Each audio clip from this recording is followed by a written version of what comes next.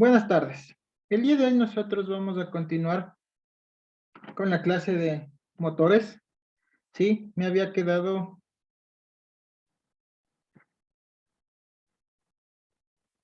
en los parámetros, ¿no es cierto? En los parámetros generales. Sí, ya habíamos visto algo de ustedes de la carrera. Sí, los parámetros geométricos, vemos la carrera, el diámetro, aquí está la carrera del pistón, la relación carrera-diámetro, parámetros de funcionamiento. Aquí quiero hacerles, en estos parámetros generales, nosotros podemos también tener aquí tipos de pruebas estáticas que nosotros podemos hacerles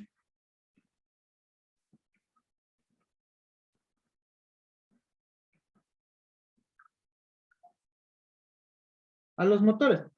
Estos tipos de pruebas estáticas que nosotros podemos realizarle a los motores de combustión interna se determinan comparando parámetros como cuáles. Estos parámetros que nosotros podemos tener son la velocidad, la potencia, torque, carga, consumo específico de combustibles, consumo específico de aire, apertura del acelerador. Bueno, son un sinfín de variables que nosotros podemos tomar para hacer pruebas estáticas. Lo que les quiero decir es que nosotros nos vamos a encontrar con pruebas características de velocidad. Estas pruebas características de velocidad se van a realizar a través de una postura o de una apertura constante. ¿Qué quiere decir esto de apertura constante? Que va a ser una posición fija del acelerador.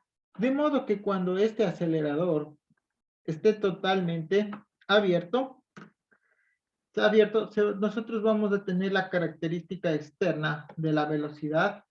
De lo contrario, esto se llamaría también la característica parcial de velocidad. ¿Sí? Entonces las pruebas características de carga que nosotros podemos realizar o se realizan a velocidad constante pueden ser cualquier condición de velocidad, dependiendo del requerimiento que en ocasiones se debe realizar esta prueba para escoger velocidades donde se presenten el máximo torque o máxima potencia. ¿Qué es esto de la medición del torque? La medición del torque, sí, la medición del torque es un mecanismo práctico de gran importancia que nos sirve para establecer la capacidad de una máquina para producir trabajo y determinar experimentalmente su potencia. Entonces, para esto se utilizan generalmente el freno de máquina, el dinamómetro hidráulico o el dinamómetro eléctrico para hacer estas mediciones de torque en un disco montado en una cubierta, la cual esta va a tener un fluido. Entonces, la resistencia que se encuentra en ese disco al girar,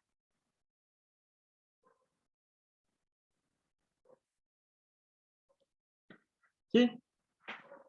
Eso que ustedes giran al girar, la funda o la cubierta, para ustedes aumentar la carga y puede aumentar así la cantidad de agua que va a estar en las válvulas. Entonces, para que esta carga, ¿sí? Para que esta carga se mantenga constante, nosotros es necesario mantener la velocidad del fluido constante y que éste vaya fluyendo de una manera continuamente. Entonces, en estos motores se van a emplear cuando se tienen cargas muy pesadas y que estén a altas velocidades, ya que esta capacidad es aproximadamente proporcional al cubo de la velocidad. Eso a un lado de un motor. Ahora en el motor diésel se dispone de otros métodos para frenar el motor basados en un dinamómetro de corrientes parásitas. ¿Qué es este dinamómetro? Es que consiste en un disco que al ser accionado por el motor sujeto a pruebas, gira en un campo magnético. Entonces ahí la intensidad de campo se controla variando la corriente que pasa por una serie de bobinas colocado a ambos lados del disco. Ustedes también pueden tener estos cálculos de potencia al freno a través de un motor a gasolina. Estos motores a gasolina nosotros podemos permitir o determinar la potencia que se utiliza en el freno hidráulico. ¿Sí? Esto se va a utilizar en el freno hidráulico. ¿Sí? Cuyo resultado se obtiene a través de ecuaciones. En el motor diésel, el motor del freno se utiliza para medir el torque y la potencia. Entonces hay un dinamómetro eléctrico que utiliza básculas para medir la fuerza a la cual se está operando esa armadura, y la línea de acción de la báscula actúa en una distancia, digamos, de unos 30 centímetros del eje. Entonces ahí nosotros tenemos también parámetros para realizar. Otro parámetro que nos puede indicar aquí de un motor son la potencia indicada, la potencia desarrollada dentro del cilindro. Si aquí escribamos la potencia indicada.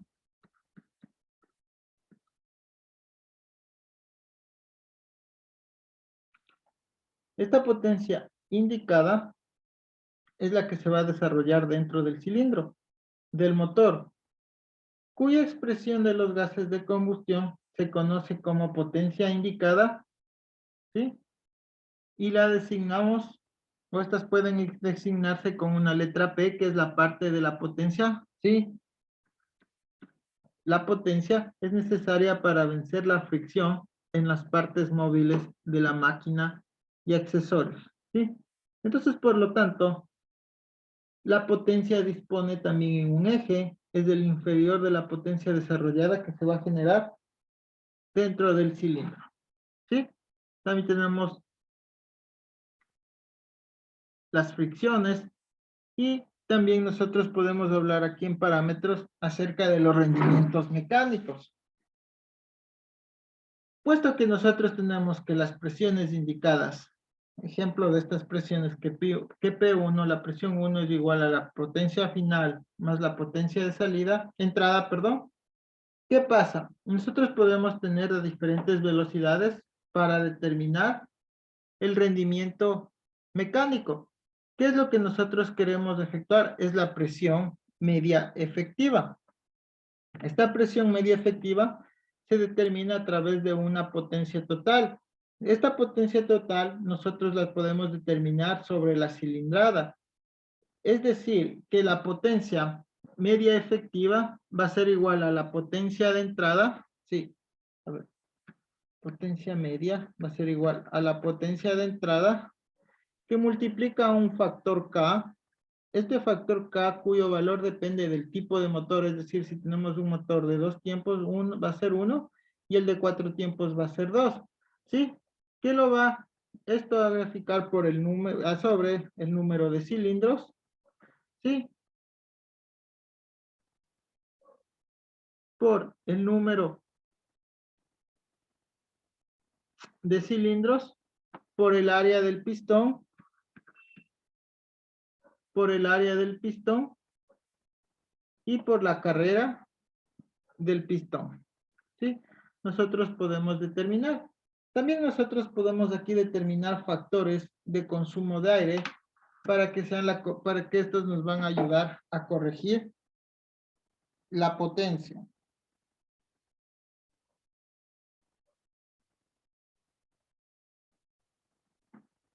¿Sí? Entonces, para un mismo motor, el valor experimenta de la potencia es diferente, porque nosotros vamos a este consumo de aire para la corrección de la potencia. Lo que les quiero decir es que para un valor experimental de la potencia es diferente, porque nosotros vamos a tener diferentes condiciones ambientales locales. ¿Qué quiere decir esto de condiciones locales ambientales? El lugar donde se efectúa la prueba. No es lo mismo realizar una prueba en la costa que en la sierra, porque ustedes saben que tienen otras características. Entonces, por ello el fabricante indica las características de las condiciones ambientales estándar, o que quiere decir nominales, que van a estar dadas por esta norma o por las normas SAE. ¿Qué es la SAE? Es la Sociedad de Ingenieros Automotrices, Y nosotros podemos decir que esos tienen que tener características para tener esas potencias que deben de estar a una temperatura del aire seco y también a una presión atmosférica. Sí, entonces para que la potencia experimental se obtenga a condiciones locales, estas pueden estar proyectadas a otras condiciones atmosféricas diferentes o puede ser comparada con datos de potencias específicas. ¿Sí? Eso con respecto al, a estos parámetros. Aquí también ustedes veían estos parámetros que les indicaba. Relaciones carrera-diámetro. Relaciones también podemos tener nosotros la relación aire-combustible. ¿Qué es esta relación aire-combustible en otros parámetros?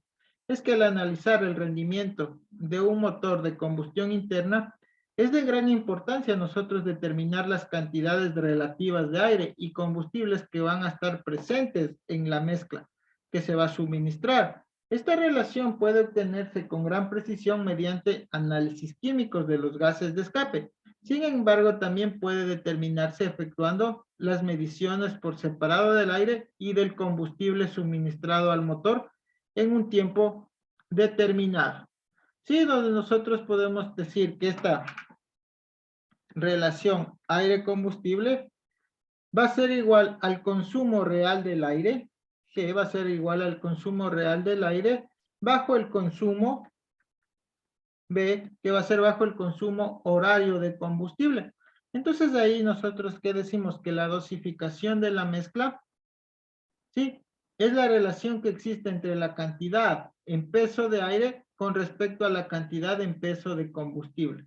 Entonces esta relación se logra obtener un buen consumo con óptimo rendimiento del motor. El valor óptimo de esta relación para un buen funcionamiento del motor tiene que ser un consumo razonable. Este consumo razonable de combustible se conoce como la relación. Sí, ustedes tienen que saber, esta relación se la conoce como relación estequiométrica, ¿sí?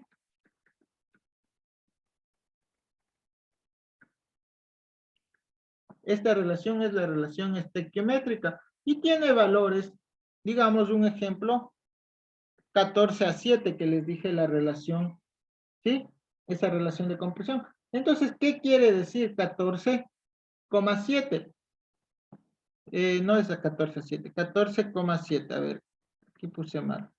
Ejemplo que les puse. Si yo digo 14,7, ¿qué quiere decir?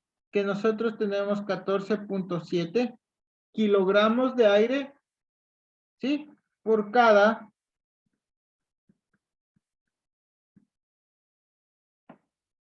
kilogramo de gasolina. Por cada kilogramo de gasolina. Sí, entonces ahí ustedes podemos nosotros tener curvas que nos van a garantizar las curvas de comparación de potencias con respecto a curvas de consumo, combustibles, que nosotros podemos obtener dependiendo de la dosificación que se va a regular en la inyección, carburación, como ustedes lo quieran decir, dependiendo de la dosificación de eso. Y como que esta dosificación se puede notar la mayor potencia que se va a obtener entre 12 y 13 exactamente con un valor, digamos, de 12,5. Sí, entonces esto es un valor elevado. Por otro lado, el mejor consumo se encuentra cuando es 16, pero con una notoria disminución en la potencia. Aquí ustedes tienen que saber, estas mezclas están influenciadas por diferentes variables. Estas mezclas están diferentes como son la presión atmosférica, la temperatura del ambiente y la calidad de procesos de fabricación de la gasolina. Entonces, además de esto, según las situaciones o aplicaciones del motor, se pueden presentar necesidades. Nosotros, a base de esta relación exitosa, esta estequiométrica, nosotros podemos tener también las llamadas mezclas ricas y mezclas pobres. ¿Qué cosa? Que hay que tener en cuenta que una mezcla rica es cuando tiene más gasolina que aire. Entonces ya saben, cuando dicen mezcla rica hay más gasolina y menos aire. ¿Sí? Y una mezcla pobre quiere decir a lo contrario, ¿Qué hay más? Aire y menos gasolina. ¿De dónde se parte estas mezclas ricas y estas mezclas pobres? Se basan las dos de la mezcla de la relación estequiométrica, ¿sí? Entonces las mezclas ricas se utilizan en algunos casos, de ejemplo, cuando nosotros queremos arrancar el motor, cuando aceleramos o cuando al pedirle al motor que tenga una máxima potencia. Ahí nosotros podemos tener mezclas ricas. Ahora, cuando nosotros vamos a tener una mezcla pobre, perdón. Una mezcla pobre se utilizan cuando la velocidad del motor es demasiado lenta y cuando se quiere disminuir el consumo de combustible. Y en momentos cuando nosotros desaceleramos. ¿Sí? Entonces ahí nosotros podemos encontrar qué es una mezcla rica y qué es una mezcla pobre. Entonces nosotros también podemos encontrar experimentos que es necesario que exista una relación definida para obtener la máxima potencia y qué relaciones diferentes hay para la economía. Con esto, ¿qué quiero decir? Que la máxima economía del motor se obtiene cuando hay una liberación máxima, ¿sí? Cuando el motor se combustiona, ¿sí? Totalmente, o sea, se genera chispa ahí dentro de esa mezcla y no vamos esto se conoce como eficiencia. Entonces, esa condición se logra cuando el combustible, les digo, se quema completamente para ver nuestra máxima economía del motor, para ver cuánto eficiencia tiene. Cuando esto se completa, se quema con bastante tiempo. ¿Sí? Esto con respecto a esto de los parámetros que pueden encontrarse de los motores. Ahora pasemos a otra clase.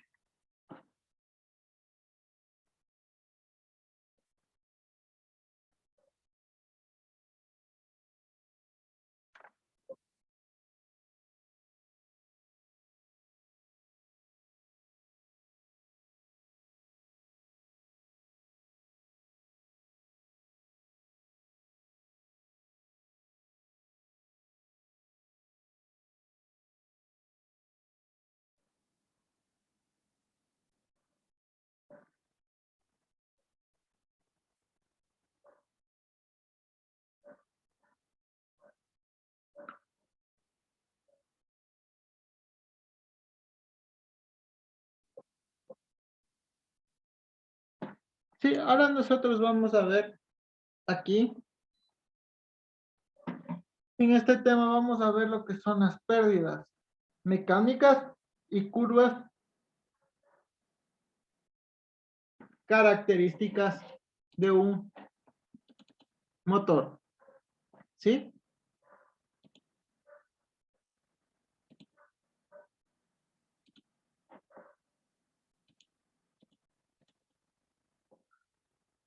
¿Qué quiere decir esto de las características o pérdidas de calor, pérdidas mecánicas, pérdidas de lubricación? Nosotros podemos distinguir en los distintos tipos de pérdidas, así como les acabo de nombrar, perdón, podemos tener nosotros diferentes pérdidas asociadas al funcionamiento de los motores de combustión interna. Nosotros debemos realizar un balance. Bueno, sí, ya me entro un poquito para ver eso, de esas pérdidas.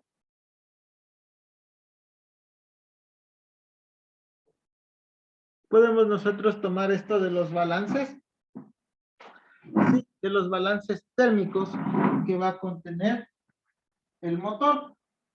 Entonces voy a comenzar con esto de los objetivos para ver esto de los balances térmicos.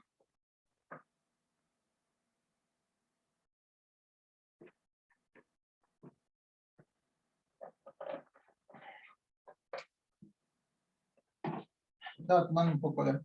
Entonces, para ver esto de los balances térmicos que contiene cada motor, hay que nosotros entender cuáles son las razones por las cuales es necesario refrigerar los motores de combustión interna.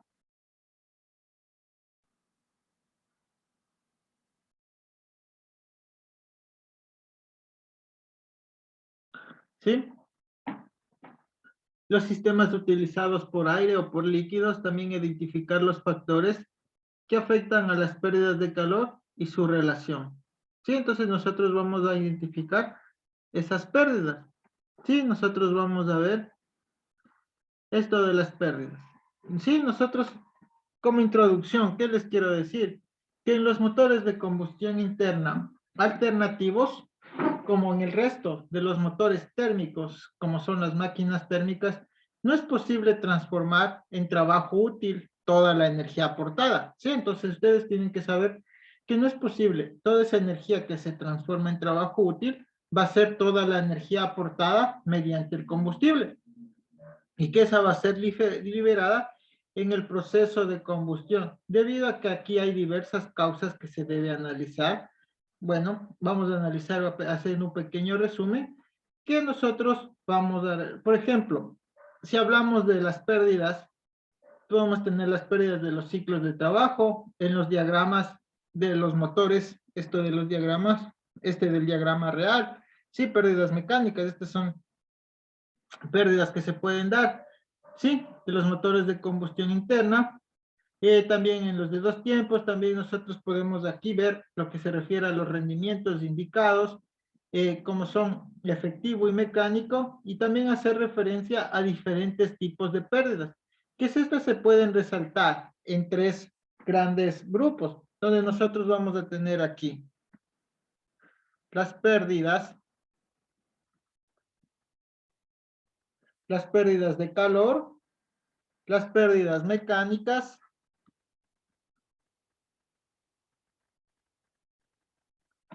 las pérdidas asociadas a los gases de escape.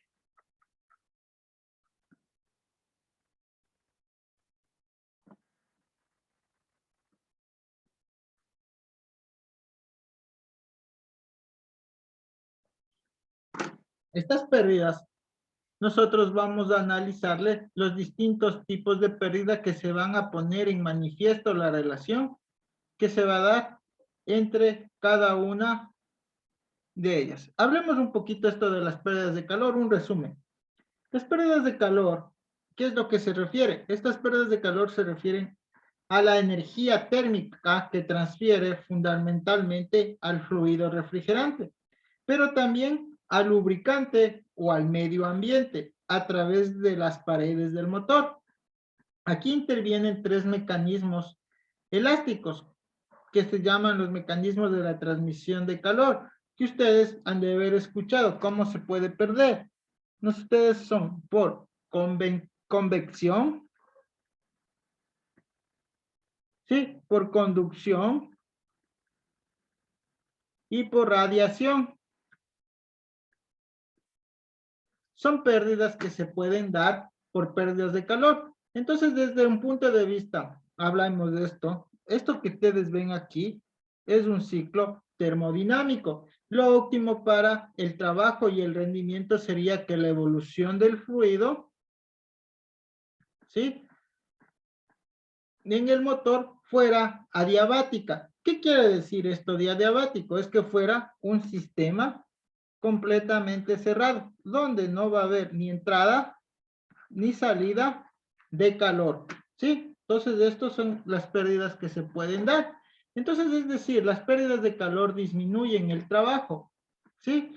Disminuyen el trabajo indicado y el rendimiento indicado del ciclo. Por lo tanto, desde el punto de vista termodinámico, ¿qué es lo que les digo? Interesaría reducir, incluso eliminar las pérdidas de calor. Sin embargo, hay que tener en cuenta que las elevadas temperaturas que alcanzan en el interior del cilindro es que hay como consecuencia o se genera ahí el proceso de combustión. Entonces ahí se transmiten las paredes internas del cilindro pueden provocar los siguientes problemas. Entonces en las pérdidas de calor nosotros podemos tener problemas como son la dilatación o deformación de las piezas, incluso cuando estén en su fundición, ¿sí? También nosotros podemos tener en estas pérdidas de calor tensiones mecánicas. Estas son producidas por el excesivo gradiente térmico y también la otra incorrecta lubricación.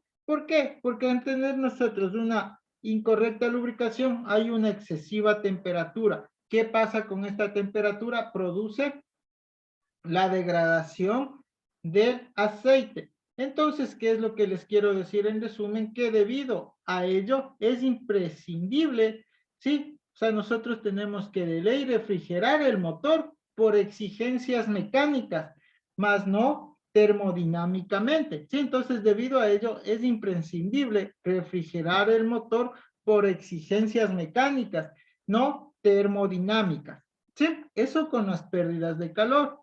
Ahora hablemos qué son lo que nosotros estamos viendo aquí, qué son las pérdidas mecánicas.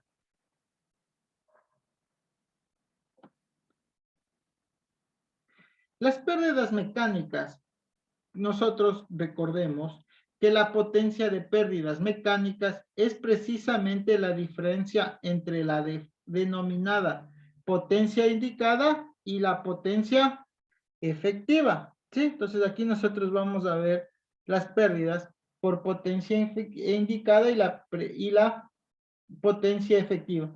Entonces nosotros, para calcular esto, nosotros tenemos que tener parámetros.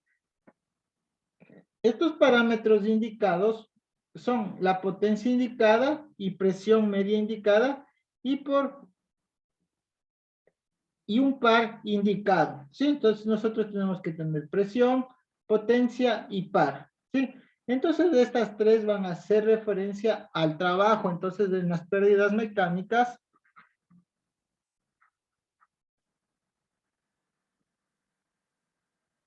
vamos nosotros a tener relación respecto al trabajo.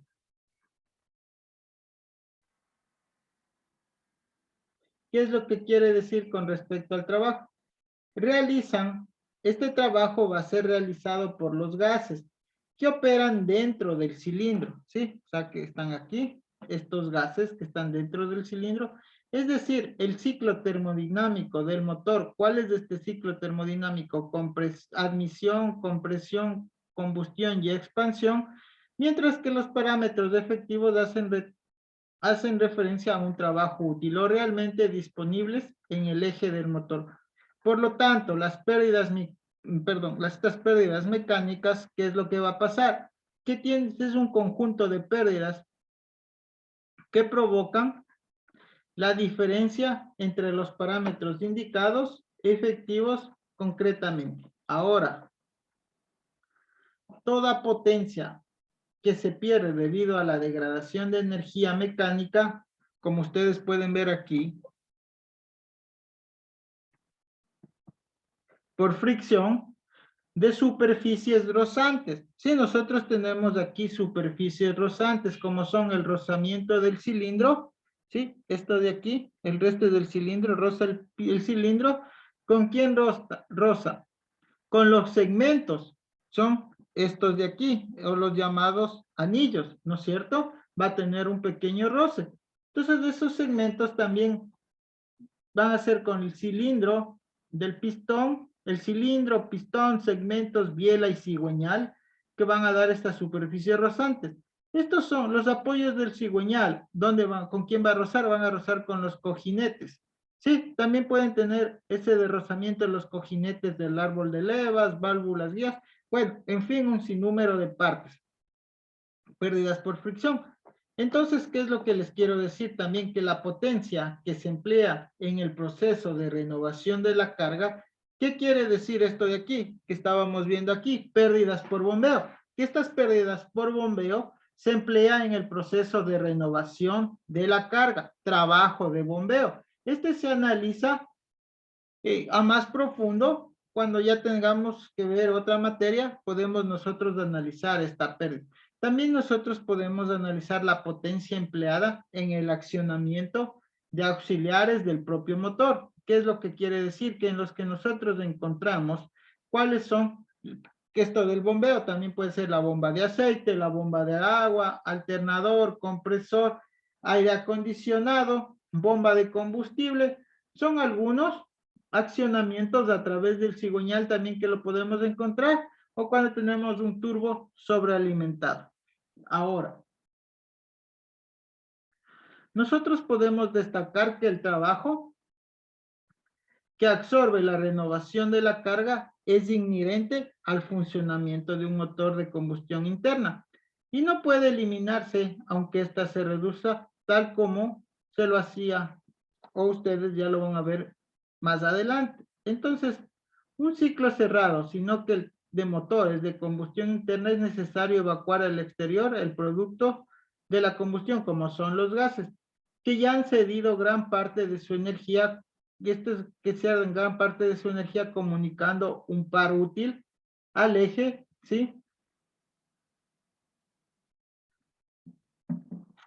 De forma que sea posible admitir mezcla fresca para proceder a una nueva combustión. En el caso de los motores de 4 tiempos, que es lo que este proceso de renovación de la carga se va a realizar básicamente a lo largo de una revolución del cigüeñal.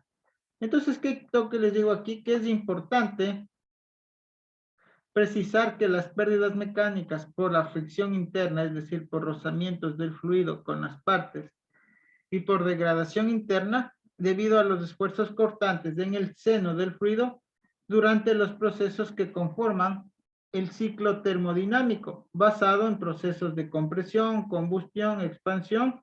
Sí, no se consideran incluidas las denominadas pérdidas mecánicas, porque esa degradación de energía mecánica va a modificar la evolución del estado termodinámico de un fluido.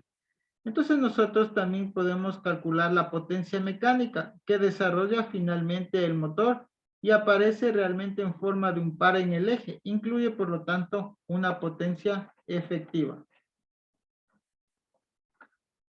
Les voy a dar un poquito de las pérdidas mecánicas, que es lo que estaba para la clase del día de hoy. Todavía tenemos 2 clases más y ahí completamos. Ahorita casi ya estamos terminando la segunda unidad porque hay casi 3 unidades. Bueno, hay 3 unidades.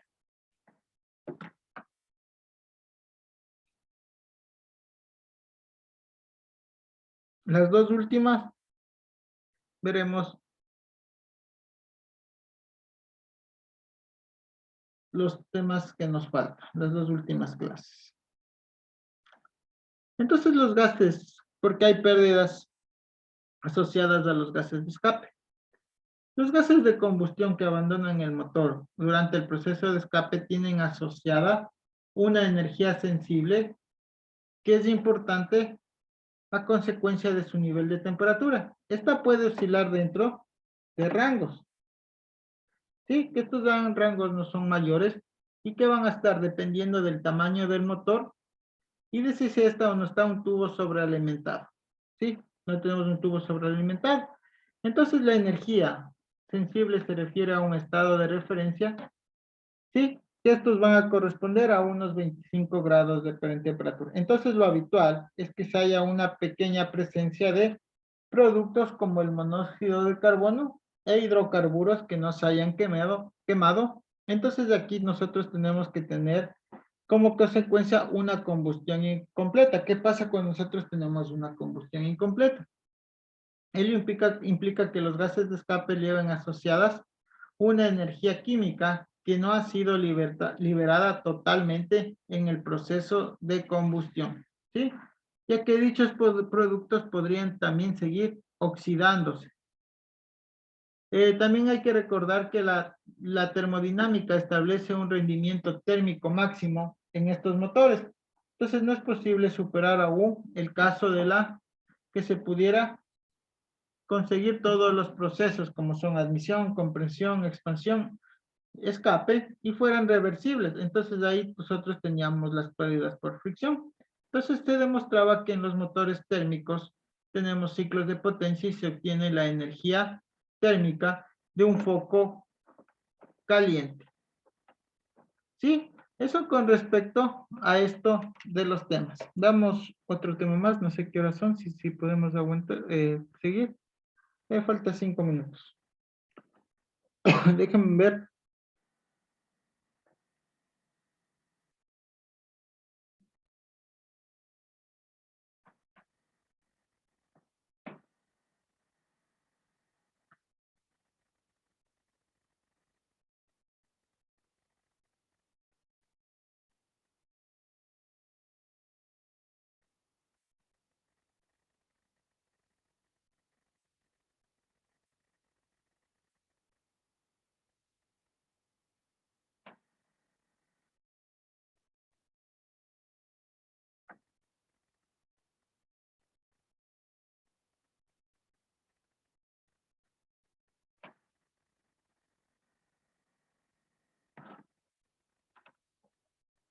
Bueno, ahora nosotros vamos a ver el funcionamiento de los motores de combustión. Creo que ya vimos, pero voy a hablarles acerca de cada uno.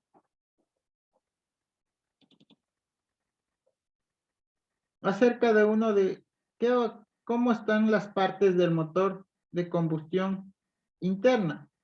¿Sí?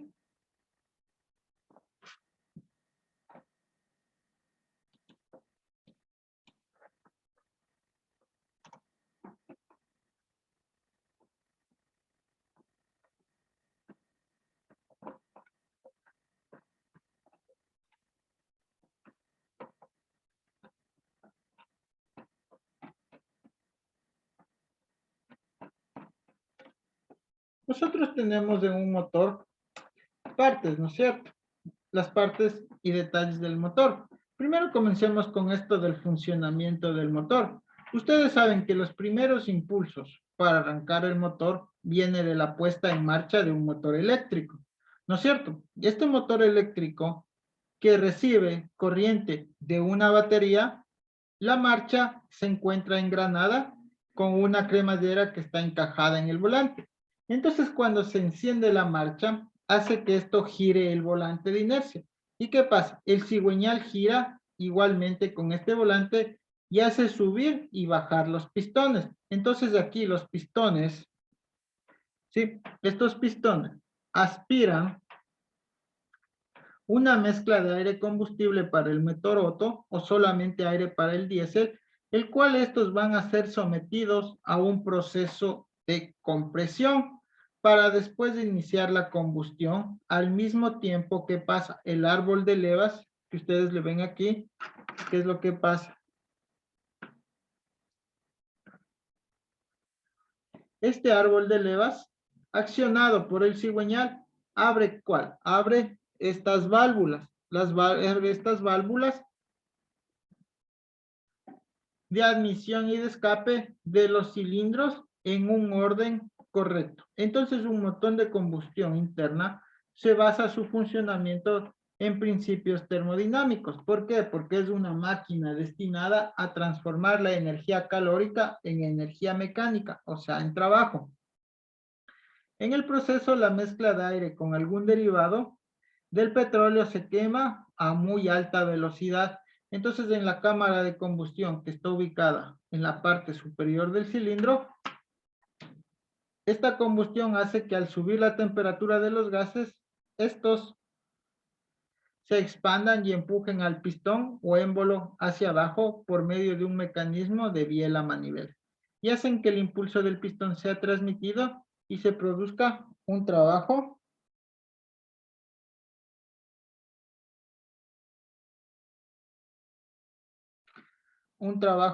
mecánico, ¿sí? Entonces, este conjunto de piezas que lo conforman el motor a veces superan las 200 unidades. Dentro de esta gran cantidad de componentes existen tres partes principales. Ustedes van a darse cuenta aquí en el motor, bueno, esto ya les hablé del ciclo diésel, todo esto ya les hablé. Sí, les estoy hablando de las partes, ya les hablé la primera unidad acerca de esto, cómo funcionaba. Igualmente el de dos tiempos. Aquí lo que les quiero indicar es que el motor va a constar de tres partes, que son aquí arriba, es la culata donde están culata o cabezote donde están las válvulas, ¿sí? Árbol de levas. Aquí abajo, esta parte de aquí es del 3/4 que ustedes lo deben conocer, o el bloque. Y acá abajo falta el cárter, ¿sí? Entonces están con el cabezote, el bloque y el cárter, cada una de las cuales también está compuesta por subconjuntos que permiten su funcionamiento, ¿sí? Entonces, ustedes saben que en la culata, como les dije, es la parte superior y se fija el bloque por medio de espárragos o pernos y casi siempre esto es desmontable En ella, como están, se encuentran las válvulas, las cámaras de combustión, en algunos motores y generalmente en los modernos, también se encuentran el árbol de levas, junto con los mecanismos necesarios para la apertura y cierre de las válvulas. También aquí tenemos los conductos de refrigeración y lubricación. Se fabrican de aleaciones de aluminio o que son muy ligeras. Entonces la culata debe ser resistente a presiones de los gases, tiene que tener buena conductividad térmica, ser resistentes a la corrosión y poseer un coeficiente de dilatación exactamente igual al de los bloques de los cilindros.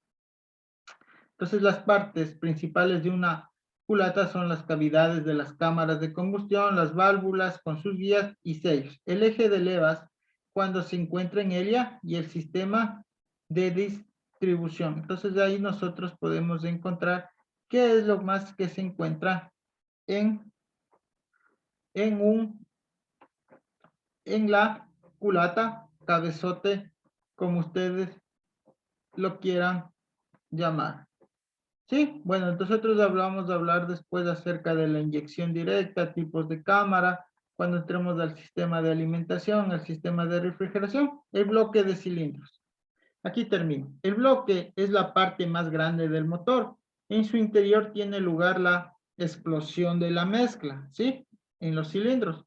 Y dentro del contiene los cilindros que les digo, donde están, se deslizan. ¿Quién se desliza? Este pistón, ¿sí? En el movimiento alternativo entre el PMS y PMI. Que también está instalado entre la culata y el cárter y soportado por el chasis o bastidor. Generalmente está en función estas de gris aluminio, ¿sí? O aleaciones especiales. Entonces, ¿cuáles van a ser las características de este bloque? Debe ser rígido para soportar las fuerzas originadas por la combustión. Resistencia a la corrosión, permitir evacuar por conducción la parte del calor. Entonces el bloque tiene conductos por donde pasan líquidos refrigerantes y conductos independientes donde circulan la lubricación. Entonces tiene todo eso el bloque. Entonces ahí están los cilindros, ¿sí? Ahí están todas las partes del pistón, el cigüeñal, en sí están todas donde asienta el empaque del cabezote, que es el cárter. Por último, el cárter es el depósito de aceite, lubricante o la tapa interior del motor, dentro de la cual se mueve el cigüeñal, y en su parte interior está provista de un tapón de vaciado, que es el lugar donde se extrae el aceite cuando es necesario cambiar. Generalmente tienen estas tapas aletas, ¿sí? En su parte externa y se emplean para mantener el aceite a una buena temperatura de funcionamiento. Que esos aceites, cuando se han cambiado alguna vez, están entre 80 y 90 grados centígrados, no sumamente elevada esa temperatura para los vehículos. Entonces,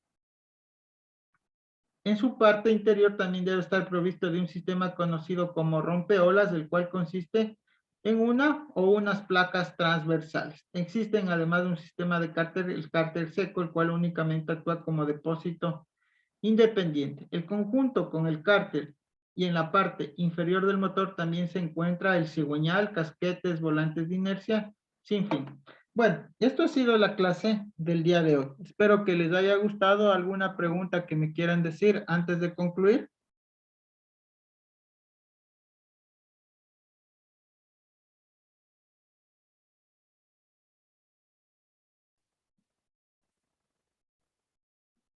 ¿Alguna pregunta que ustedes me quieran decir? Si no, ya estamos por concluido la clase.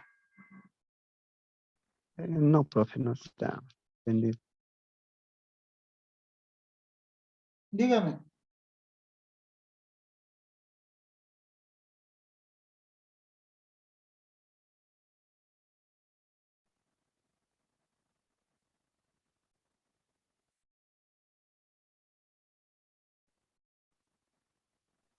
Muchas gracias, ingeniero. Listo. Si no hay preguntas, muchas gracias. Que pasen bien. Hasta luego. Nos vemos el viernes.